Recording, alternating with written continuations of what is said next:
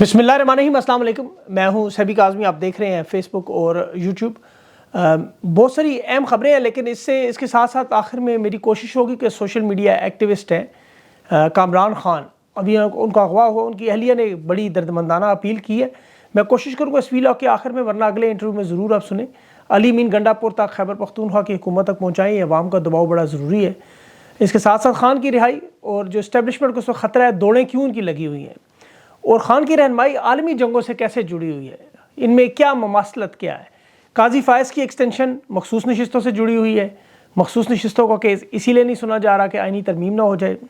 Social media को control करने के लिए जहाँ पक्की वारदात ट्विटर एक्स को मुकम्मल बंद, अब VPN को मुकम्मल तौर पर बंद करने की जो वारदात, ताकि सिवाय हुकूमती अकाउंट्स के पोस्ट के और कोई चीज़ ना खुल सके, और खौफ व हरास फैलाने की भी कोशिश है, जो कामरान ख़ान के अगवा की बात है।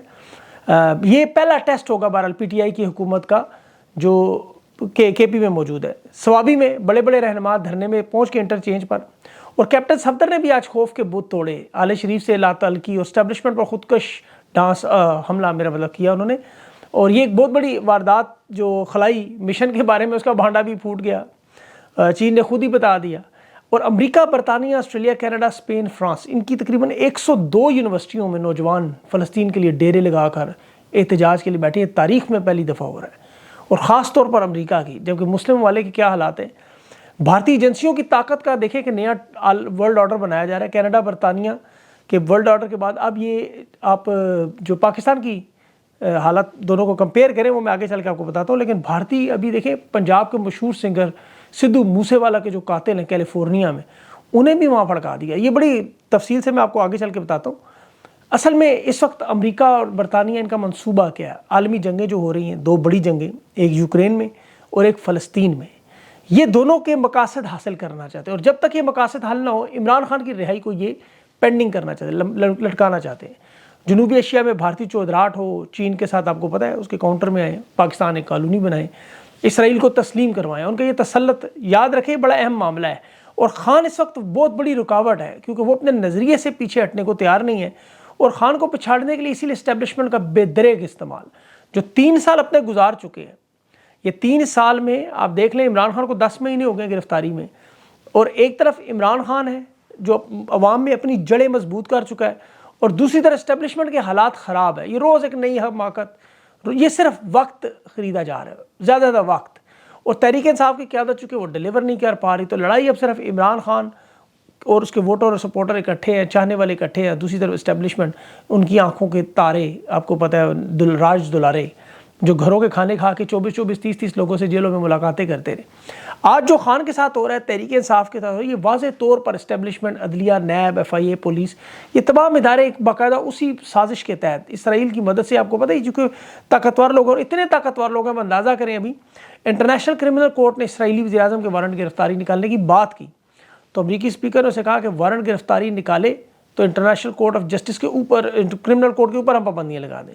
मतलब ये इसराइल की मोहब्बत में इस हद तक जा सकते हैं। और ये वो मुल्क है जो खान नहीं मानता उसे। वर्ल्ड इकनॉमिक फोरम में कल शहबाज शरीफ की आपने बातें सुनी। खान ने डोस में 2 साल पहले क्या बात की, हम इसराइल को नहीं मानेंगे। बात तिजारत की थी, खान ने कहा नहीं मानेंगे, जो मर्जी कह लो, तस्लीम नहीं कर सकते। फिर ताकतवर लोगों ने क्या किया वो आप जानते हैं। लेकिन ये सिर्फ इन्होंने इमरान खान के खिलाफ नहीं किया। ये थोड़ा सा आपको ज़रूर मैं तारीख से नौजवानों को बताना चाहूँगा, ये जो खान के साथ हो रहा है, इस पर हैरान ना हो। इसी तरह मुसलमानों की भी एक बहुत बड़ी हुकूमत थी, ये पूरे अरब में, जिसे खिलाफत उस्मानिया कहा जाता था, 1922 तक काम रही।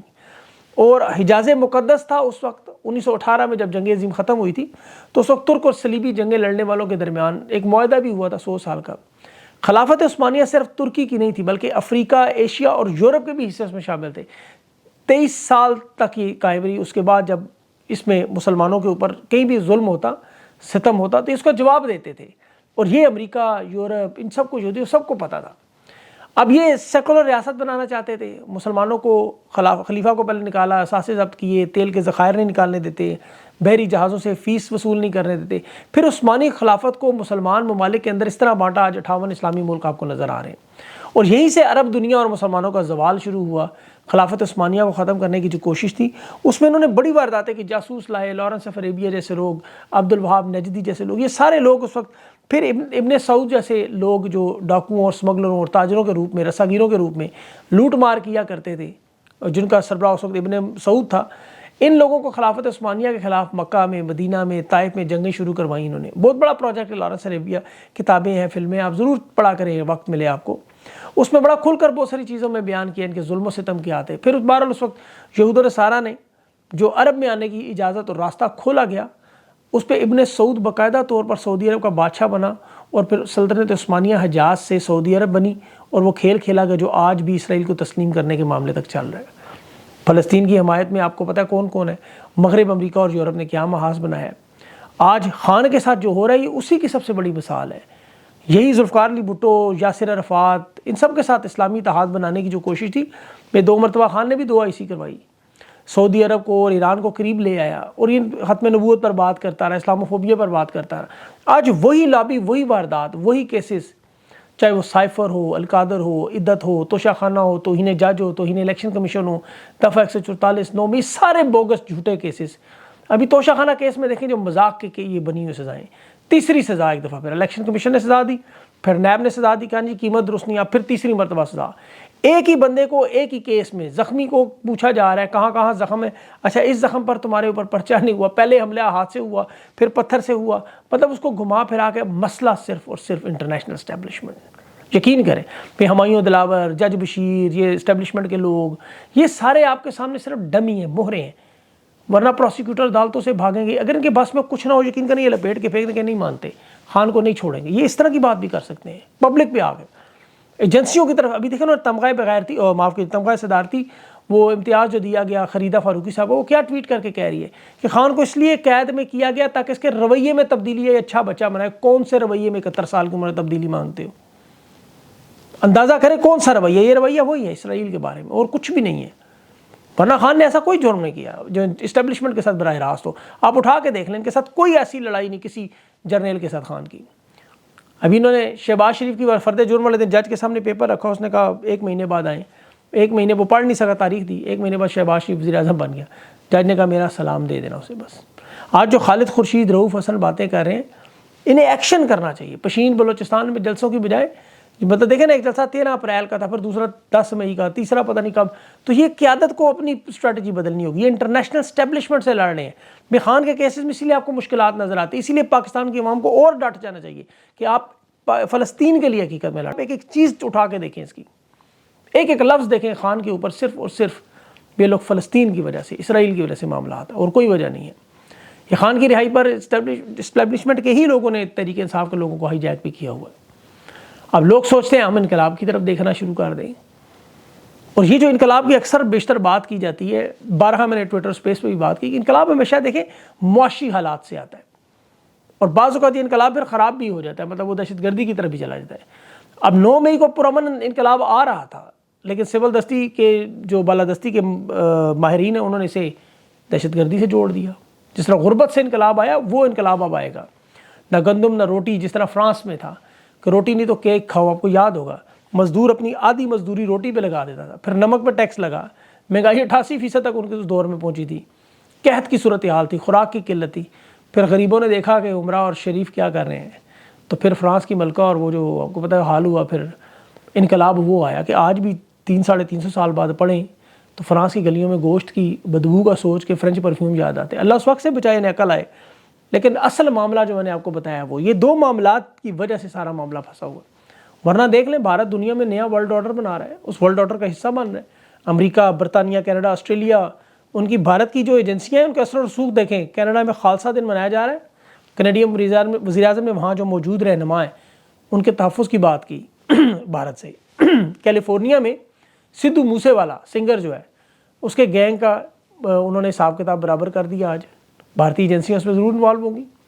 یہ وہی ورلڈ آرڈر ہے جو دنیا کے ترقی یافتہ ممالک میں پھیلا رہے ہیں. امریکہ جس طرح دنیا کے جس ملک میں چاہے آپریشن کر دے، ملٹری بھیج کر دے، چاہے رجیم چینج کر دے، اس پاور کا حصہ. اور ہم بدقسمتی سے $10 ارب کا ڈیفنس رکھنے کے باوجود اپنے ملک میں چین کے لوگ باشندوں کو سیکیورٹی نہیں دے سکتے. 5000 کے قریب کالعدم جماعتوں کو 25 سال سے کنٹرول نہیں کر سکتے. کے پی میں سیشن جج کو اٹھایا، 5 کروڑ دے کے واپس لانے کی بات ہے.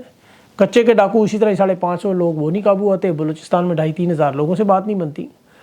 اب یہی وجہ اپنے دفاع سے پیچھے ہٹتے جا رہے ہیں. ابھی ایاز امیر صاحب نے کہا کہ یہ کیا اس تاریخ دیکھنے کا کور کمانڈر کانفرنس اتنی اہم ترین کانفرنس، اس میں سوشل میڈیا ڈسکس ہو رہا ہے، یہ ان کا لیول ہی نہیں۔ اب پاکستان کے لوگ جب آئی ایس آئی پہ تنقید کرتے ہیں تو آئی ایس آئی ایک بڑا بہترین ڈپارٹمنٹ، بڑا اعلیٰ دنیا کا ایک محکمہ، یہ ذوالفقار علی بھٹو کے دور میں، لیکن جب سیاسی ونگ بنا، پولیٹیکل ونگ، جو وزیر اعظم کے ماتحت، پھر لوگوں نے تنقید شروع کی سیاسی ونگ پر، جو اس وقت پاکستان کی سیاست کو کنٹرول کرنے کی پالیسی رکھتا ہے۔ باقی ان کی دیگر شعبے میں جو کام ہے وہ دنیا تسلیم کرتی، اس لیے ہائی کمان کو سوچنا چاہیے چیزیں کہ سیاست سے مداخلت سے ان کی کارکردگی پر سوالات اٹھ رہے ہیں۔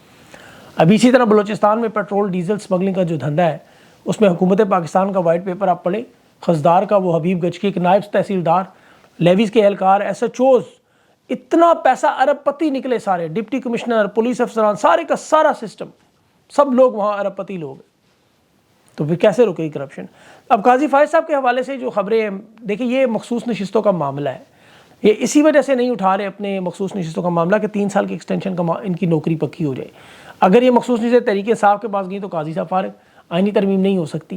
اب ان کی جو مدت ملازمت ہے اس کے لیے 3 سال فکس کرنے کی کوشش ہے ریٹائرمنٹ کی بجائے، لیکن اب ان کی تو ججز جو استعفیٰ مانگ رہے ہیں، تو بہرحال ان کا معاملہ بڑا پھنسنے والا ہے۔ اس کے ساتھ ساتھ ابھی تحریک انصاف کے جو لوگ ہیں وہ کھل کے اب بات تو کر رہے ہیں، اور آخر میں آپ کو یہ بھی اس کا جو کولمبیا یونیورسٹیوں میں اور امریکہ کی یونیورسٹیوں میں 80% آپ کو پتہ ہے، جو وہاں تقریباً 102 کے قریب یونیورسٹیاں جہاں نوجوان بچے بچیاں فلسطین کے لیے بیٹھے ہوئے ہیں باہر، اور پاکستان میں احتجاج نہیں کرنے دیا۔ یہ خبر بڑی اہم تھی، میں نے کہا آپ کے سامنے ضرور رکھوں گا۔ تحریک انصاف کے جو قیادت ہے، خاص طور پر جو خیبر پختونخوا کی، انہیں کامران خان کی گمشدگی پر ہر صورت میں نوٹس لینا چاہیے۔